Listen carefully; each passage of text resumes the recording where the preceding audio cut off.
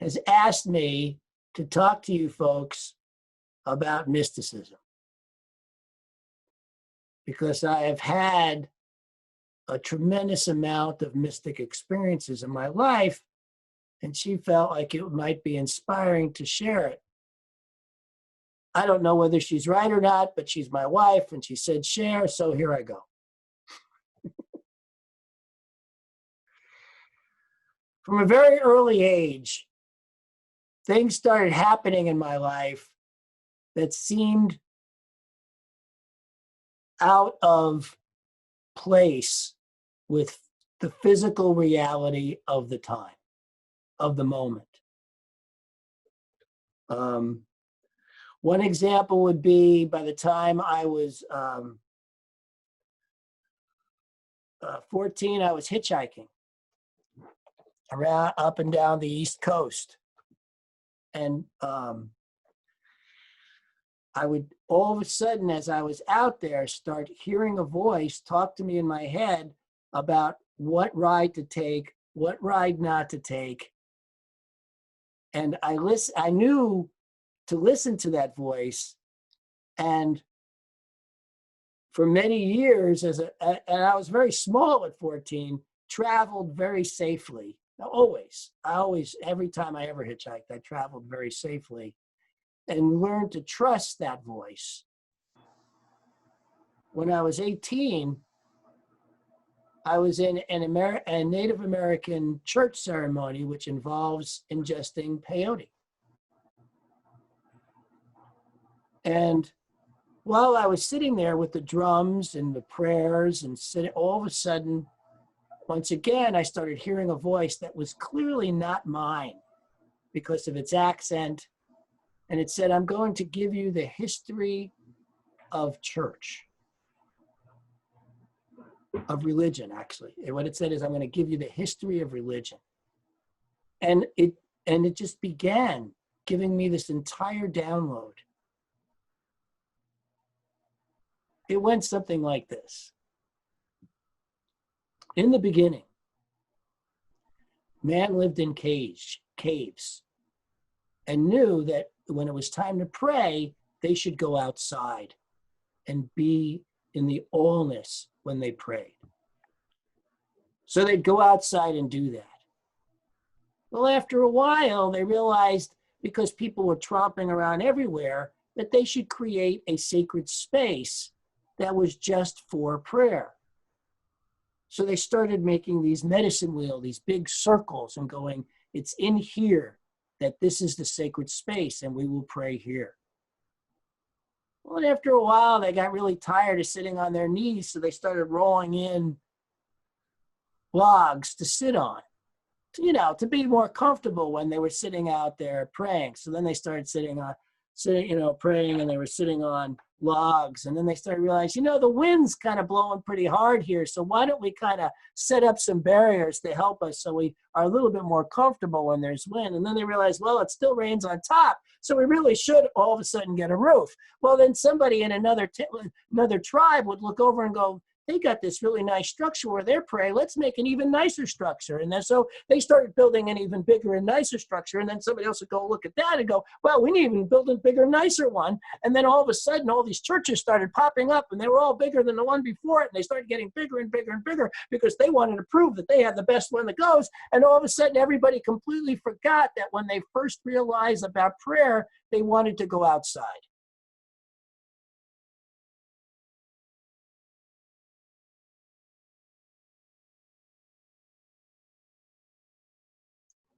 So that was the download I got when I was 18 years old. And so as I got older, I started seeing other things about what is going on beyond our physical reality. And I had an opportunity. One day, I'm in a center in Asheville, North Carolina, with one of the ministers was Dr. John Waterhouse, and he happened to mention that after church, he was going to a sweat lodge. I was like, sweat lodge, Native American sweat lodge. Let me go check that out. So I went with him. And I'd never done anything like this before.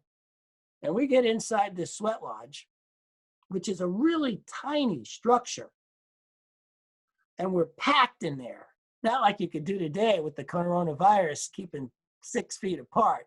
It would be really impossible to have a sweat lodge with everybody 6 feet apart unless you were the only one in there. This was cramped. We were totally pushed against each other. They brought in these huge hot boulders. The door came down. The water pourer said, everybody pray at once. And he started throwing water on the rocks, and the steam seared my skin, and I started freaking out like this was torture. John Waterhouse, sitting next to me, starts praying, and his prayers are, and all I can do to stay sane is say exactly what I hear him say.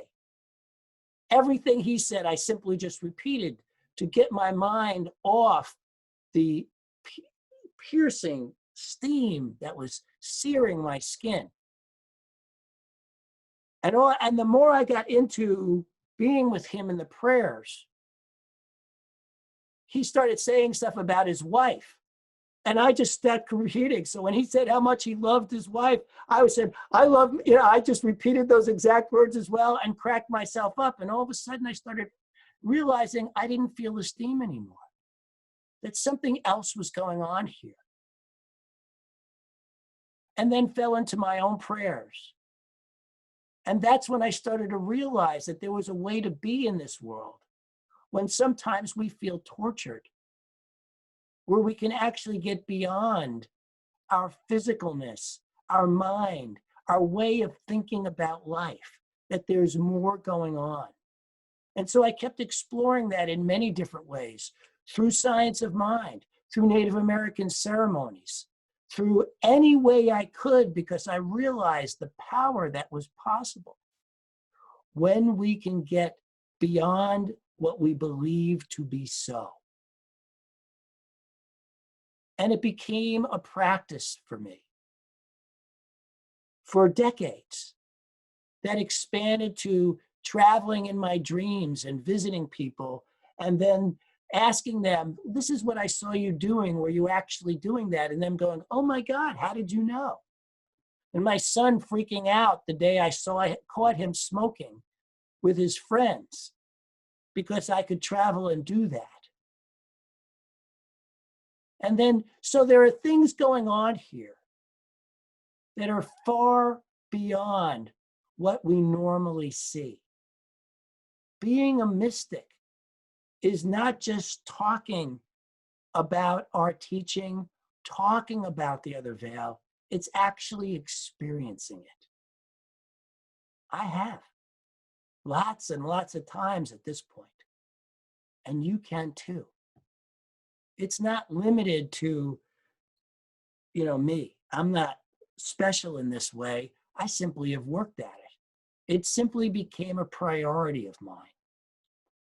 And so sometimes I hear people talk about the other side of the veil, and I know they actually haven't been there by the way they're describing it.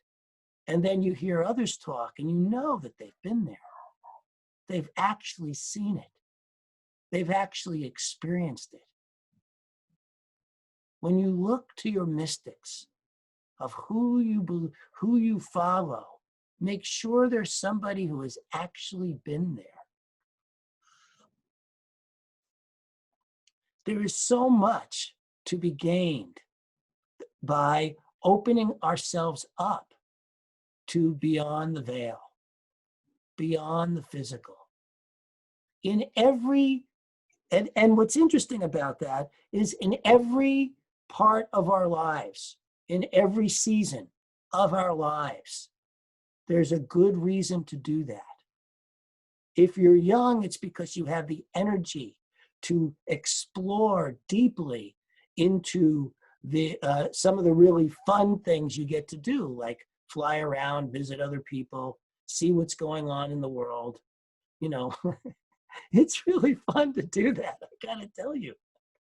As you get a little older, it becomes more of accepting the ways in which life unfolds. You heard me earlier talk about this time of life as exciting. There are some who don't feel it that way, who are suffering through these times. And I can understand that, because if the only thing you think is real is this physical world and what is physically happening, it is easy to lose touch with the idea that this is just another piece of what is unfolding for our civilization to grow and expand. You know, the one thing I have learned through every mystical experience I have is there is nothing in this world that we experience that isn't for our good in terms of moving us forward and recognizing that there's more. This is the real key to this. We are at a point in history right now where we are getting to experience true and real change. There are many who doubt that. There are many who think this is just another moment where there's going to be a lot of loud talk and then nothing's going to happen. But I know that's not true. I've seen it. You can feel it. You can feel the underpinnings of society, of civilization as its entirety, of what's going on here, that real change. Now, it's easy to get impatient and say, well, if there's real change, then we should see something happen this fast, or this fast, or this fast. But it doesn't actually happen that way. We're not in charge of the speed in which civilization shifts. We're just barely in charge of the speed in which we personally shift. I know for me, one of the things that I've struggled with in my life, I even wrote a song about it, is after all the mystical experiences I've had, how I still get caught in the drama. It still happens. I certainly think of myself as a mystic, and yet very human in terms of getting caught in the day-to-day drama with myself, with those in my life, those loved ones, and with what's going on in the world. Trisha's sacred moment was perfect because it is in love that we can remember our true selves. But I highly recommend not stopping at the thought of it, but sitting with it until real change occurs in you. And I don't know about you, but sitting for too long makes me very uncomfortable and I get fidgety. And yet, when I can continue to sit until I have fully, foundationally taken on that the veil is just blinding me if I think that what's before me is real, it starts to fade away. One of my favorite places to sit is by a brook. And I couldn't honestly tell you why this works the way it does, but if I sit in the woods by a brook, the sound of that brook carries me away every time to where I see beyond the veil. I see more. I see the brilliance of who we are, not just as a civilization, but as the uniqueness and gifts that we all and each of us bring. I have seen the beauty of each and every one of you. Those I have never met in person, I have seen your beauty. I have seen what's possible when sitting long enough to see beyond the veil, see beyond the skin, see beyond the physicality that sometimes we easily get stuck in. There is something so gorgeous going on here right now. Black Lives Matter is a movement of our time. It is a movement that will change all of us, not just Black lives. Its impact is for all of us to know the truth of the equality, the sensibility. My thing is, like I said last week, is to remember that there's nothing to be fixed here. That this is simply the next step in our evolution. And though many have wished it came about 100 years ago, 50 years ago, 25 years ago, once you've understood, there is a natural flow to how life unfolds. There is a natural flow to the beingness of who we are. There is a natural flow to every step that happens, because everyone and every protest that's going on now is coming forth from a place of this is mine to do.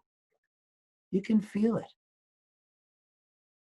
I saw a video of a white deputy who wanted to march with a bunch of black protesters, but feared for his life. And so two black women came up and said, "We got you. We'll take care of you here," and walked them. There is a beauty in that. We got you. Because that's how we need to be together. The path of the mystic is in knowing that circumstance is simply a catalyst for the next evolution. Every circumstance is a catalyst for the next evolution. The mystics know this. They don't get caught up in the good, the bad, the ugly, whatever. Every circumstance is a catalyst for the next evolution. And we have that within us to do. We can rise. We can move forth. It's hard, though, if you don't see what I'm seeing. You can't take my word for it. I want you to know that you cannot take my word for what it is I'm saying here. You have to find it for yourself. I cannot go, boom, you can now see beyond the veil. Nobody could do that for me. I had to find it for myself. I had to sit and do what was mine to do long enough to have that experience. I encourage you to do the same. I don't care if you're 10, 20, 40, 50, 80, 90. It's never too late to sit and see what's possible, to sit and experience the level of beauty I'm talking about here, to sit and actually go, wow, this really is an amazing time to be alive. This really is an amazing opportunity for us to rise in ways civilization never has before. Every time period has its moment to rise. And when they do, something new occurs. This is what the mystics know. There are those who sit around and go, all we're doing is regurgitating the past. And I say to you, absolutely not. I am here to tell you that newness is upon us, that every moment is filled with newness. And it's up to us to see it, take advantage of it, and nurture it.